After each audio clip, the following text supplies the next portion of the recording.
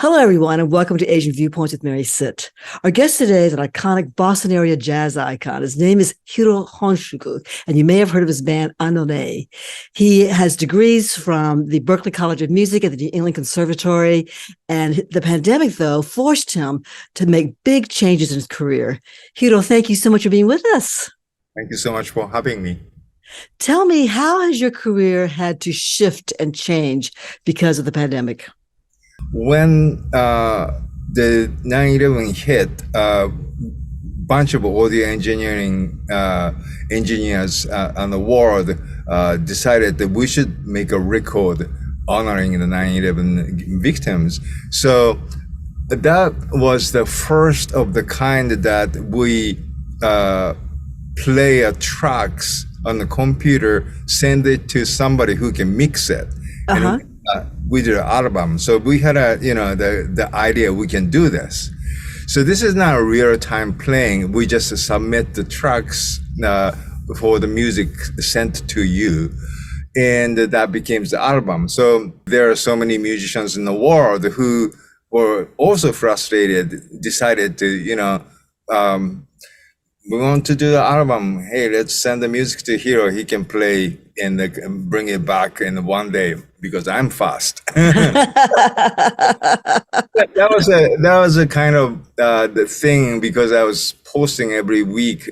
People noticed, I can do this quickly. So I started to receive those orders, the request. I started doing that, and that was fun. Really fun. Right. Before you go further, let's take a listen to one of your recent pieces you posted. I saw that, Prelude to a Kiss. Do you want to set it up? That was the day the Irving Mills was the birthday. So, he wrote so many good lyrics for Ellington.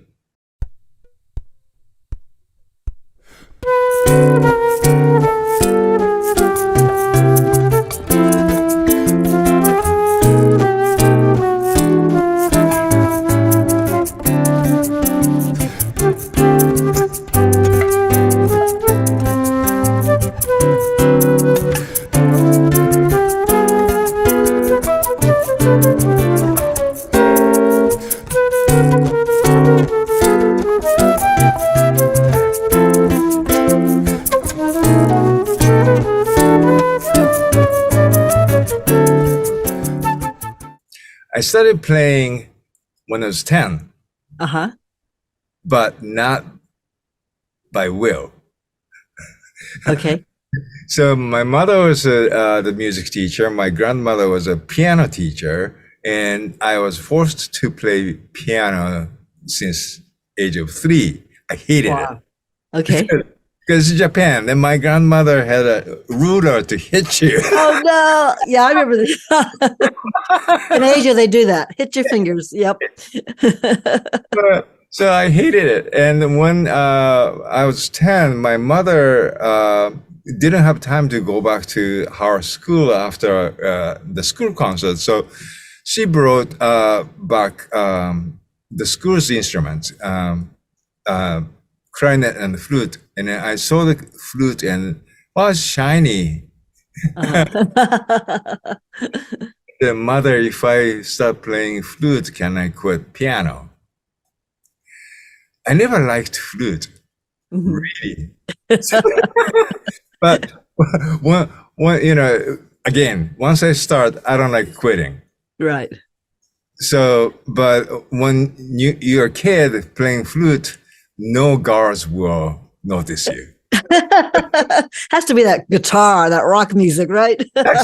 Exactly. So I started playing guitar. Actually, I started playing bass first because my friend's brother gave it to me.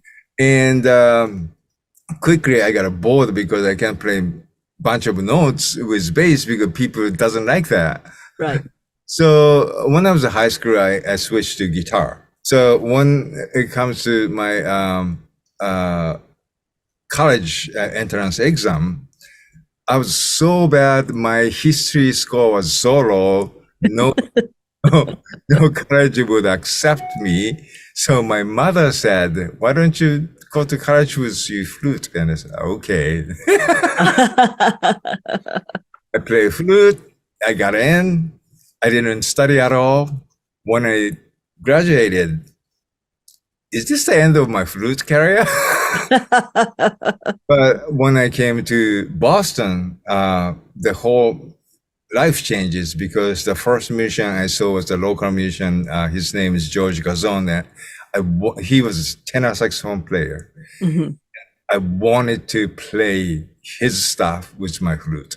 Mm. That's the first time I really wanted to practice. So if you have a good instrument, like a professional model, you get the sound that you want after 6 months of practicing. Okay. If you get the cheap machine-made flute, that never happens. So that's the difference between cheap flute and an expensive flute. So this one is especially sensitive. It's wood. So many times during the winter, you are not supposed to play it during the winter because it cracks. Mm. So I had to buy an industrial size humidifier. Oh, wow. That's a warehouse. Turn that off. But that was one of the issue I had. So in the beginning, he made a wood head joint for me. But the difference between the current wood and the old wood, there's no wood exists like this anymore in the world. Wow. This wood doesn't crack, but the wood head joint will crack. That's the reason I asked him to create this one so it doesn't crack anymore. Right. When you're playing different types of music on different types of flutes, does it affect the way you actually play and perform? If you're doing, let's say, this wood flute versus the Arista flute before, does it affect, how you play those notes? No, it's just... You still play the same way? No, it's not. So last time I played Arista was like about a month ago.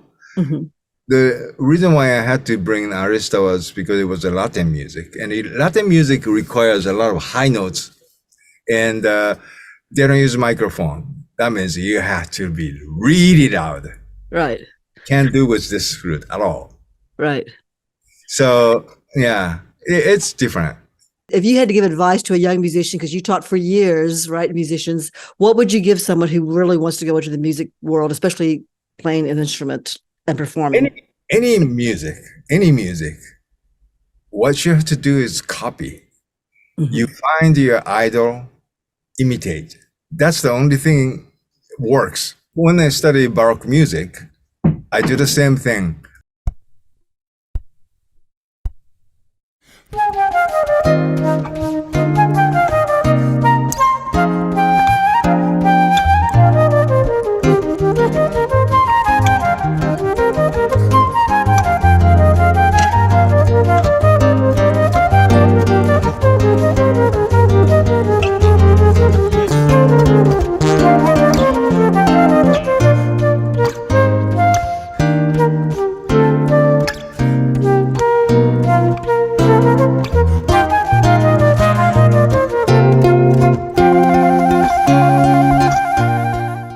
Okay, that was beautiful. Thank you so much for playing on the show for us and for talking to us about your flute career.